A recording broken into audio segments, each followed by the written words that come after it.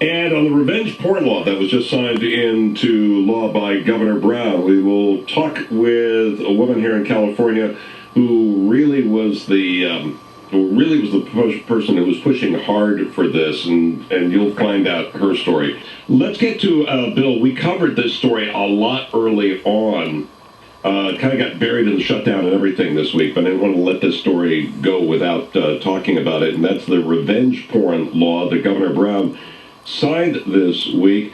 Dr. Charlotte Laws is on the line, president of a legal nonprofit and advocate for revenge porn victims, a former Los Angeles city commissioner. Good to have you with us. How are you? Hi, how are you doing? I'm doing fine. You know, as a parent, I can't imagine anything worse than having to become the spokesperson for this cause, but it's a good thing that it was you and not somebody who just wanted to hide their head somewhere. That's true. Yeah, it's very difficult for victims to fight against this. They really need someone in their family who can fight for them, because they're basically like rape victims. They just curl up in a ball, they get into a fetal position, they want to shut down their online presence, they don't want to talk to anyone, they want to pretend nothing exists.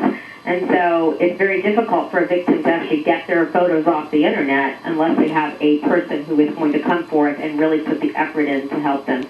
And so after I finally got her pictures off of that website, I was able to reach out and help victims all over the country and help them get their photos off the internet. But it is extremely difficult. It's very hard because once something's out on the internet, it's everywhere, and you're playing whack-a-mole. I mean, you get one site, but then somebody else has already downloaded and they put it up on another site, and a lot of this goes to, unfortunately, ex-boyfriends who were ticked off that the relationship ended, and they put that. I mean, some of these things have been especially vicious with like the names and the phone numbers of people asking, telling guys to call them that they're into sex, kinky sex with strangers, or whatever, just to ruin their lives. Yeah, I mean, these sites typically put a lot of identifying information along with the photos. So they have the name, the Facebook page, the workplace a lot of times, parents' names, maybe a parent's email. I mean, you wouldn't believe all the information that goes with these photos, and not only what's posted, but also the people who are following the site, they post information, additional information. So it's really very dangerous and scary for one of these victims. This may sound like a strange segue here, but as it happens, in fact, this very time slot yesterday, we were talking with a woman who had been intentionally in porn films for years, and she thought, well, look, it's time for this to end and get on with my life. And she was working as a realtor for 5 years, and she said it went fine for 5 years because she said she dyed her hair, she put on weight, nobody recognized her, but finally somebody at work did.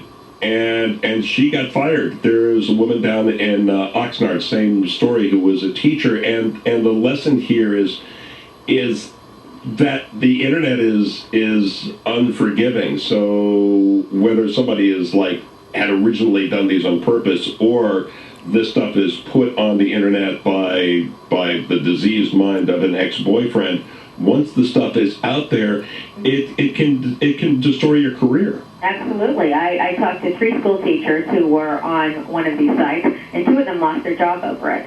And the followers of the site were bombarding the school board and the principal with the nude photos, saying, fire this woman, and all sorts of things. It was really, really upsetting. It's so cruel. I wonder, I mean, the first person who initially puts it up is just a jackass, but these other people who pile it on, oh, fire this woman, there's this photo, and in the cases of the women we're talking about in the revenge porn law, these are not women that put something out in public intentionally.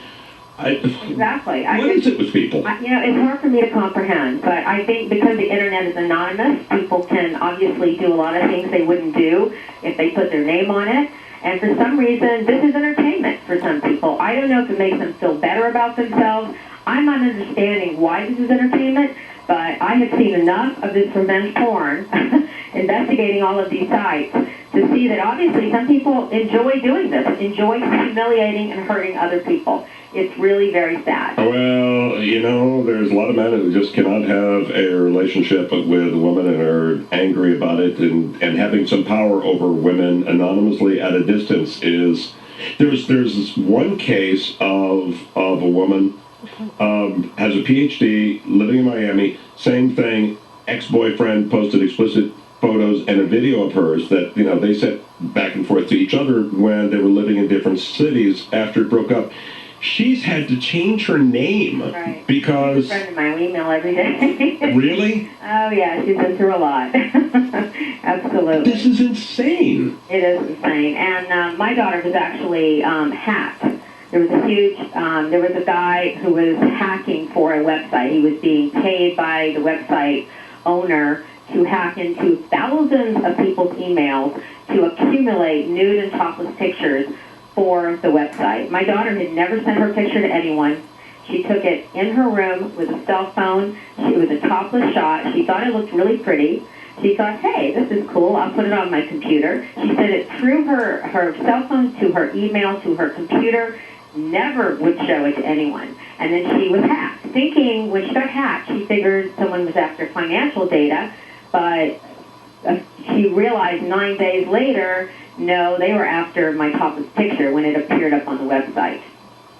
Oh, my God. Yeah, and a bunch of her friends were hacked at the same time, and because the hacker was getting into one email and then using it to get into all the different friends, and so another one of her friends who was hacked by the same hacker, she had a topless picture which she had sent to her husband. They had just gotten married, and her picture also ended up on the website at the same time as my daughter. So we have this law now in California. One of only two states that has such a law, California and New Jersey. But, and here's part of the problem. Apparently the California law, although it's an advance, still a lot of the kind of stories that we're talking about would not be covered. That's true. It didn't start out that way. Senator Anthony Canella's intentions were very good. I've been working with his office for the past 6 months, and he really wanted to put something very strong in place.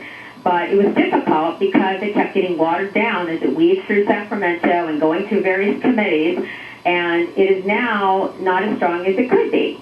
However, we have full intention of amending it next year and hoping that at that point we'll be able to protect all victims. Currently, probably only about 10 to 20% of revenge porn victims will be protected. 10 to 20%, so who's not protected? Well, if you took a self shot, in other words, if you took a picture of yourself, you're not protected.